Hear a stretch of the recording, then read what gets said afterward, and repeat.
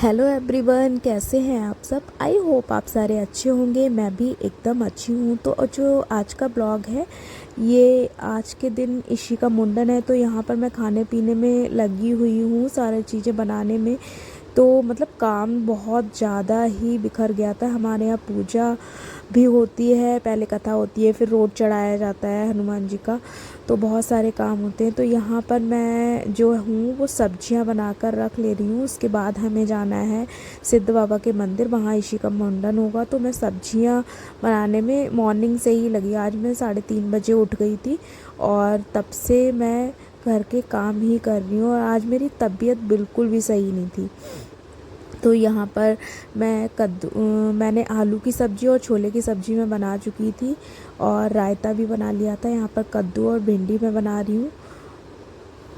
तो यहाँ पर है, पूरा किचन बिखरा हुआ था क्योंकि सुबह सुबह बहुत जल्दी जल्दी काम करना हो रहा था। और मम्मी ने पूड़ी और हलवा नीचे गैस रखी हुई थी, नीचे के वाले फ्लोर पे।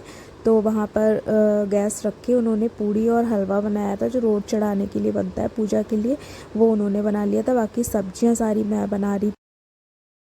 2 बड़े बड़े कद्दू थे, वो मतलब कढ़ाई में मैंने रख दिए हैं बनने के लिए, और सारे मसाले डाल के। और यहाँ पर उधर साइड में मेरी जो भिंडियाँ हैं वो भी बन चुकी हैं, उनको मैंने निकाल लिया है एक बर्तन में। तो वो मतलब सारी की सारी तैयारियां बहुत जल्दी जल्दी करनी पड़ रही थी। मैंने सोचा था कि मैं आके ना सबको खाना खिलाऊंगी, तो पूड़ी वूड़ी बाद में बनाऊंगी। तो यहाँ पर हम लोग सिद्ध बाबा के मंदिर आ चुके थे। यहाँ पर कथा भी हो गई थी और रोट भी चढ़ गया था। फिर इसी के मुंडन होने लगा। तो सबसे पहले ये बालों को भिगो रहे हैं, उसके बाद ही ये बाल को हटाएंगे। तो हमारे यहाँ पे जो है वो बहुत ही अच्छे तरीके से संस्कारों के साथ ही मुंडन होता है। तो यहाँ पर जो है जो मुंडन में सभी के यहाँ पे जो बाल जो लेती है वो बुआ लेती है। मतलब हमारे यहाँ शिवारी दीदी आई हुई थी, तो वो मतलब ऐसे एक रोटी, आटे की रोटी जो होती है वो बेल लेते हैं, और उसी में आटे, जो कच्चा आटा होता है, उसी में जो सारे बाल होते हैं उसको गोला बना के फिर नदी में इसको सिरा दिया जाता है, डाल दिया जाता है नदी में। तो यहाँ पर ईशी के सारे बाल उड़ गए थे। मैंने तो सोचा था ईशी बहुत ज़्यादा बुरी लगेगी, लेकिन ऐसा नहीं है, ठीक ठीक लग रही थी। मतलब बाल जाते हैं तो थोड़ा तो बुरा लगता है, मेरे को तो बिल्कुल अच्छे नहीं लगते हैं बच्चों के बाल जाते हैं तो यहाँ पर ये देखिए सारी लेडीज़ हैं, हम सारे लोग गए थे वहाँ पर। तो जो भी चाची ताई और जितने भी लोग हैं हमारे परिवार के, वो सारे लोग गए हुए थे, लेडीज़ लोग। और हमारी पूरी फैमिली आई हुई थी, दीदी भी आई थी। तो यहाँ पर ईशी के सारे बाल निकल चुके थे। तो सब लोग हंस रहे थे क्योंकि ईशी बिल्कुल भी नहीं रो रही थी। हम लोगों ने बिल्कुल भी एक्सपेक्ट नहीं किया था कि वो जो है वो रोएगी नहीं, बिल्कुल भी नहीं रोई थी वो। तो यहाँ पर जो मुंडन संस्कार है वो तो कंप्लीट हो ही चुका है ऑलमोस्ट।